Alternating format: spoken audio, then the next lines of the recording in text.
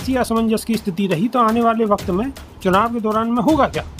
चुनाव के दौरान में जनता जो है लठ लेके पहुंचेगी बूथ पे।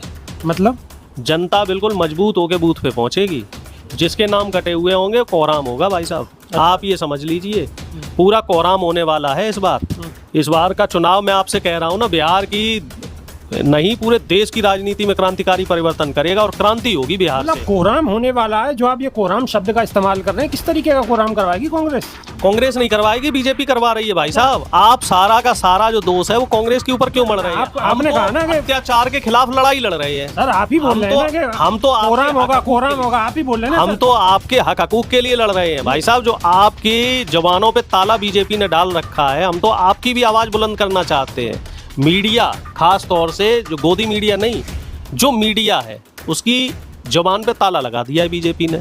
अब ये बताओ साहब, कोई अगर निष्पक्ष खबर दिखाए तो तुरंत उसे क्या मिलता है? कोर्ट का नोटिस मिल जाता है या पुलिस उठा के ले जाती है। तो बेचारा जो आप ये बताओ दर्शकों को, आपको भी कोई नोटिस मिला है क्या? हाँ, मिलते रहते हैं नोटिस, 3-4 मिलते रहते हैं। मतलब बहुत ज्यादा मिले हैं। बिल्कुल। और क्या भाई, देखिए अगर आप सच के लिए लड़ेंगे, आप सरकार से सवाल करेंगे, तो ये सरकार इतनी धैर्य वाली सरकार नहीं है। इस सरकार में पेशेंस नहीं है। ये तुरंत उसका रिएक्शन करती है और तुरंत आपके ऊपर कानूनी कार्रवाई करती है। मेरे कई पत्रकार साथी हैं जो कानूनी समस्याओं से जूझ रहे हैं। कई हमारे साथ भी बैठे हुए रहते हैं साथी, तो उनके खिलाफ। बिहार की राजनीति पूरे देश की राजनीति को इस बार बदलेगी। इस बात को आप लोग लिख लें और दर्शक भी इस बात को नोट कर लें। ये चुनाव इतना आसान नहीं है बीजेपी के लिए। बीजेपी सोच रही है कि मैं 1 करोड़ वोट या 1.5 करोड़ वोटों की चोरी कर लेंगे या उसमें हेरा फेरी कर लेंगे।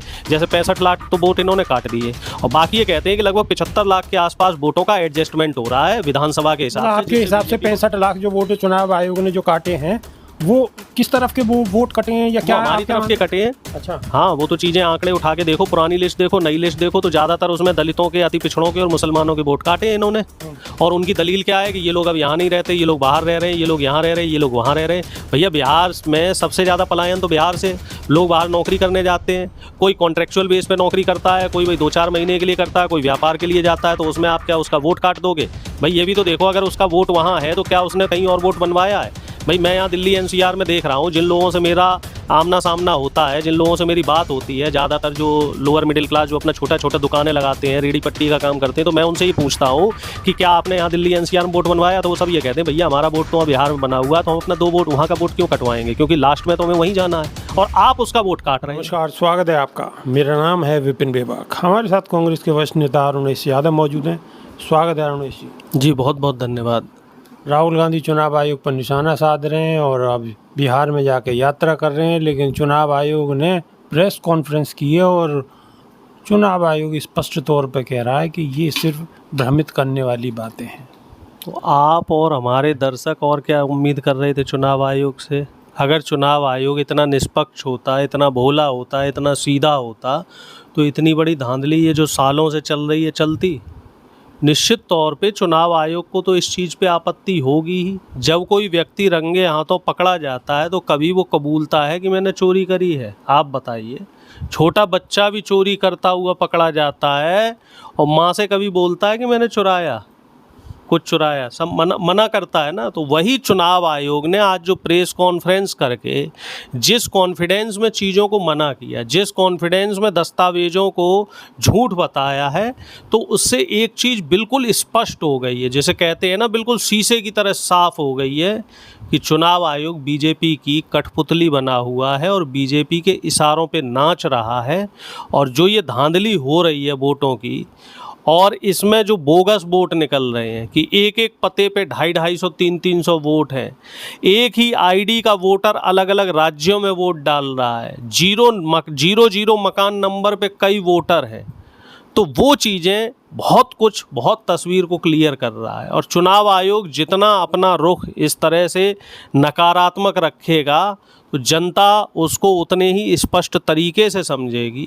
और आज से जो ये यात्रा शुरू हुई है, ये लोकप्रियता देखिए यात्रा की, इसका क्रेडिट मैं राहुल जी को नहीं दे रहा हूँ, इसका क्रेडिट मैं पूरा का पूरा बिहार की जनता को दे रहा हूँ कि बिहार की जनता राजनीति में इतनी दिलचस्पी रखती है, इस कदर बिहार की राजनीति, बिहार की जनता के दिल में राजनीति बसी हुई है कि आज अभूतपूर्व जो कार्यक्रम रहा था इसको अभूतपूर्व बना दिया। इतना भयंकर और इतनी ज़बरदस्त जन सैलाब इसमें आया है कि न भूतो न भविष्यतो। और सोशल मीडिया पे देखो तो राहुल जी दिख रहे हैं चारों तरफ। अच्छा, टाइमिंग पे इंडिया गठबंधन दिख रहा है चारों तरफ। टाइमिंग पे भी सवाल उठ रहे हैं कि राहुल गांधी की पदयात्रा और चुनाव आयोग की प्रेस कॉन्फ्रेंस, ये तो अच्छा हो टाइमिंग, गया, ये तो बहुत अच्छा हो गया। हम तो चाह रहे हैं कि चुनाव आयोग और शिकंजा कसे, कम से कम पब्लिक को तो पता लगे। आज अगर चुनाव आयोग इस प्रेस कॉन्फ्रेंस को करके इन आरोपों का खंडन नहीं करता तो शायद जो व्यूवरशिप सोशल मीडिया पे यात्रा को मिल रही है वो व्यूवरशिप नहीं मिलती, क्योंकि देश की जनता, बिहार की जनता और समूचा विपक्ष इस बात को देख रहा है कि किस तरह से चुनाव आयोग ने और बीजेपी सरकार ने, इस मनवादी व्यवस्था ने लोकतांत्रिक मूल्यों का हनन किया है। हनन ना कह के मैं कहूँगा इसका चीरहरण किया है साफ तौर पे, कि देश के चुने हुए सांसदों को सड़क पे पिटवा रहे हो और नेता विपक्ष को आप झूठा बता रहे हो। दलीलें सुनो और दलीलों के हिसाब से आप उसमें गवाह भी तो प्रस्तुत करो, आप अपनी दलील रखो। सिर्फ आप ये कह दो कि बातें झूठी हैं, उससे तो काम नहीं चलता है। जनता साथ में है, जनता पूरी तरीके से, आज जो इंडिया गठबंधन के तमाम नेता, उसमें माननीय लालू जी भी वहाँ पहुँचे थे और भी तमाम जो वाम दल के घटक थे और भी तमाम पार्टियां हैं, तो सभी नेता वहाँ पहुँचे हुए हैं। और जिस तरीके से वहाँ जनता हाथों हाथ इस मामले को ले रही है, तो आने वाले जो समय है वो बिहार की राजनीति नहीं, पूरे देश की राजनीति में देखने वाली बात रहेगी। और बिहार की राजनीति पूरे देश की राजनीति को इस बार बदलेगी। इस बात को आप लोग लिख लें और दर्शक भी इस बात को नोट कर लें। ये चुनाव इतना आसान नहीं है बीजेपी के लिए। बीजेपी सोच रही है कि मैं 1 करोड़ वोट या 1.5 करोड़ वोटों की चोरी कर लेंगे या उसमें हेरा फेरी कर लेंगे।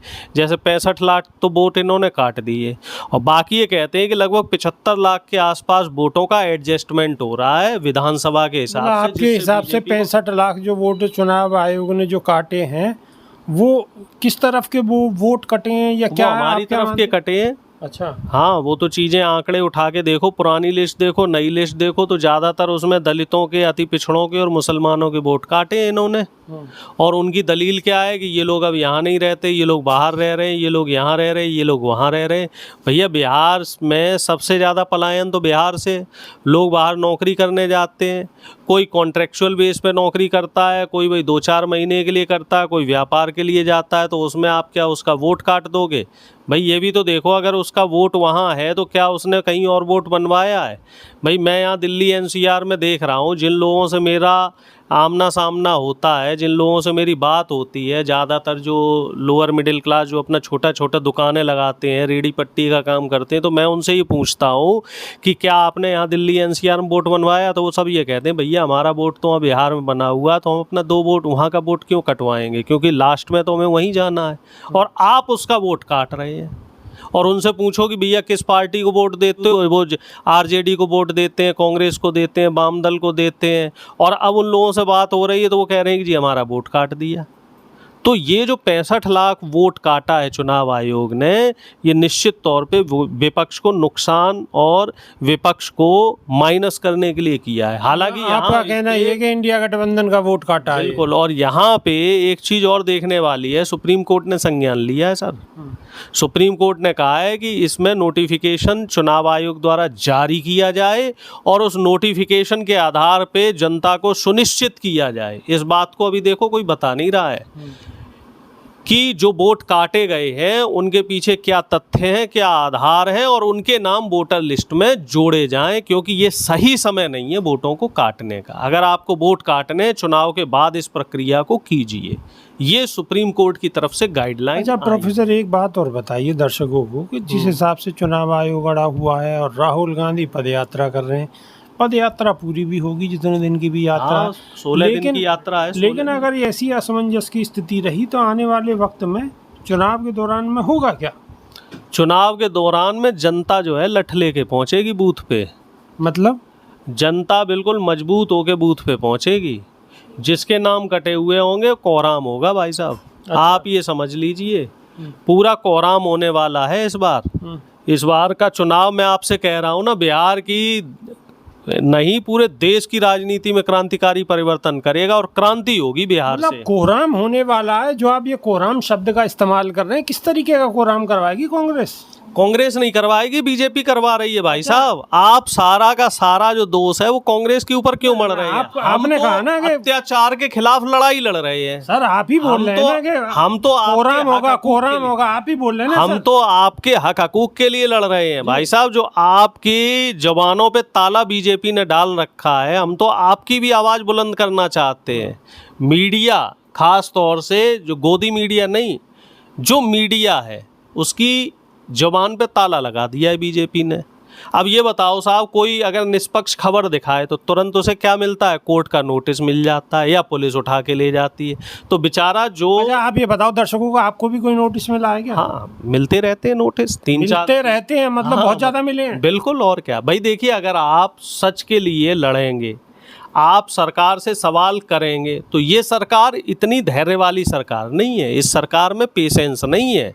ये तुरंत उसका रिएक्शन करती है और तुरंत आपके ऊपर कानूनी कार्रवाई करती है। मेरे कई पत्रकार साथी हैं जो कानूनी समस्याओं से जूझ रहे हैं। कई हमारे साथ भी बैठे हुए रहते हैं साथी, तो उनके खिलाफ भी अच्छा, कोर्ट